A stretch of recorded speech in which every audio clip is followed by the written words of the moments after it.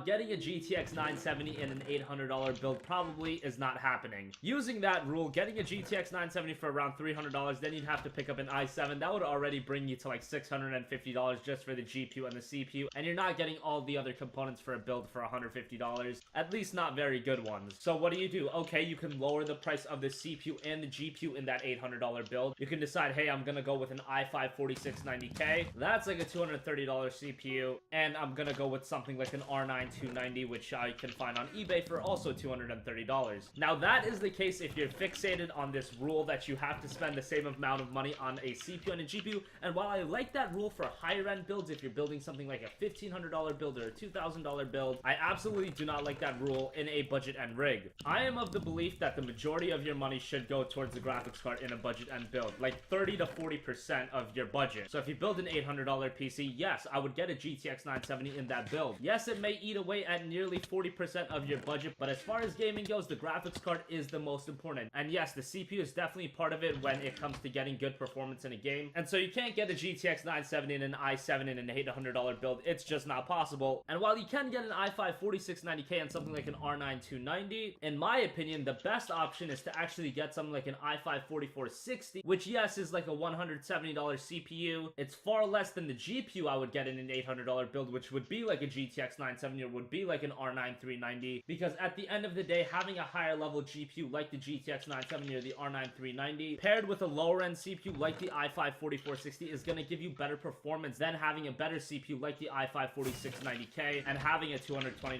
graphics card, whether that be the R9 380 or whatever graphics card you decide to pick up. I just think in a budget and build, don't be afraid of underspending on the CPU. You really want to fit in a very nice graphics card in your build, and that should always be the most important, especially in a budget and build, because if you do wimp out on your graphics card, say you're building like a $600 build and you only decide to get, you know, a $140 graphics card, that's gonna hit the gaming performance a lot. And in my opinion, it's just better to take the hit on the CPU. Take that $60 to $70 hit. Don't get the i5 4690K, get the 4460, and then you can fit in a GTX 970 in a budget and build. Normally people associate a graphics card like the R9 390 or the GTX 970 in a $1,000 or $1,200 build, but if you're just a little crafty with your CPU selection, you can get a GPU like that in a $750 or an $800 build. So yes, while a lot of people may scoff at the idea of underspending on a CPU, in a budget end build, that's actually a very good idea. Especially if the main thing you're looking for is gaming performance, picking up an i5 4460 and a GTX 970 is a great idea, to be honest. And it's not like the i5 4460 is a slouch of a CPU, you just gotta balance it out. Obviously, you don't want to be getting like a $100 CPU with a $350 graphics card. That doesn't make a lot of sense, but if you find the right balance, you can actually make away like a bandit and get great performance even with a mid-level gaming build. So that's gonna wrap up this video, guys. Comment down below if you guys enjoyed this video. Leave a like if you enjoyed this video. Leave a dislike if you didn't. And leave your requests for future videos in the comment section down below. As always, guys, thanks for watching, and I'll catch you guys in the next one. Have a great day. Peace out.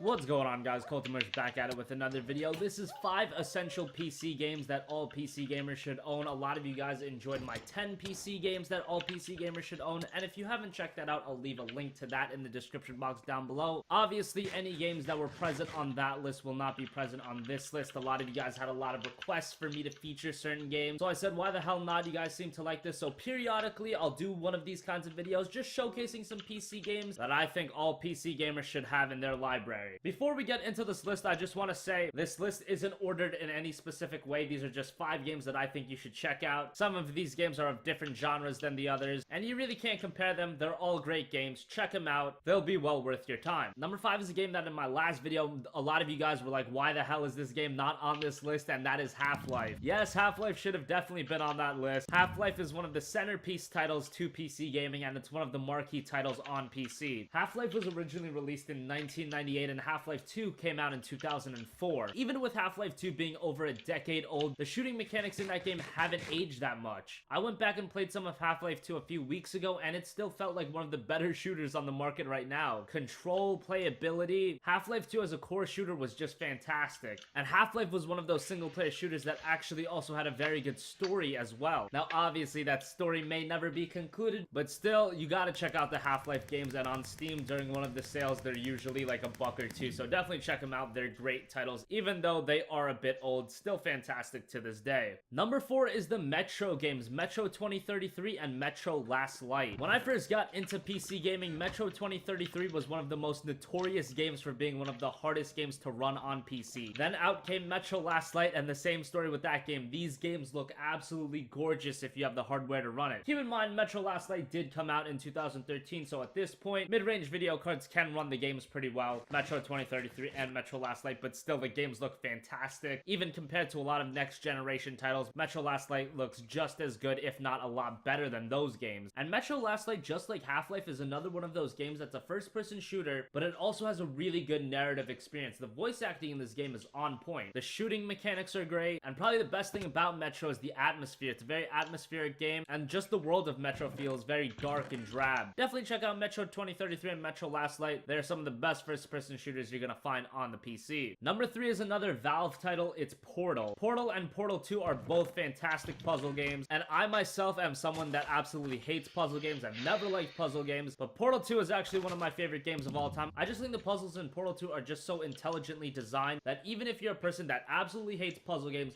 check out Portal. It's a fantastically designed game. The gameplay mechanics are on point. The art style of Portal is great. Yes, it's a very easy game to run, but the art direction and the colors in the game are just so vibrant and colorful that it's a great game to look at. And at this point, Portal is just like Half-Life. You can get it for super cheap. You get the original Portal for like $2, and you can get Portal 2 for like $5. Definitely check them out. They're fantastic puzzle games. Number 2 is the BioShock series. BioShock, BioShock 2, and BioShock Infinite. Now, BioShock follows in suit with Half-Life and Metro in the fact that it's a first-person shooter, but it's very atmospheric and it has a very good story, and the single player is really what you get into with BioShock. Yes, BioShock 2 did have some multiplayer, but it wasn't really that great. You play BioShock for the single player, and the single player is absolutely fantastic. And I know that I've already praised Half-Life and Metro shooting, but BioShock's gameplay is the top tier, the elite tier of gameplay design. As far as first-person shooter goes, very few can match BioShock. A lot of people aren't a big fan of BioShock 2, but I think most of you guys are going to find BioShock and BioShock Infinite fantastic games. And even with BioShock 2, I think BioShock 2 was a very good game, but the original BioShock and BioShock Infinite are just such fantastic games that BioShock 2, in my opinion, just wasn't as good, but it's still definitely a game that you want to play. And all the BioShock games do a really good job integrating a morality-based storyline with immersive environments and very unique settings in each game. Definitely check out the BioShock games. They are phenomenal. And finally, number 1 is a more recent game. It's Pillars of Eternity by Obsidian Entertainment.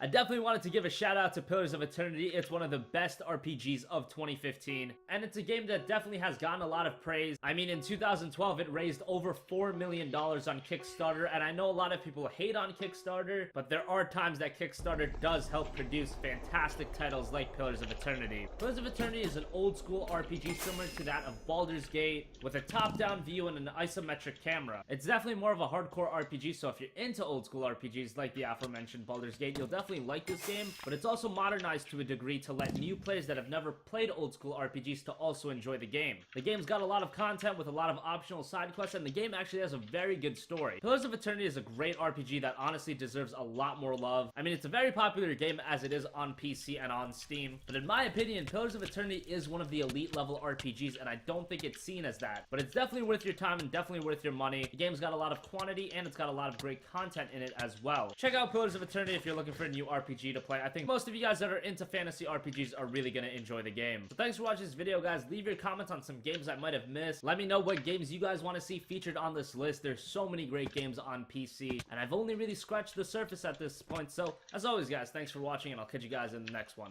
Peace out.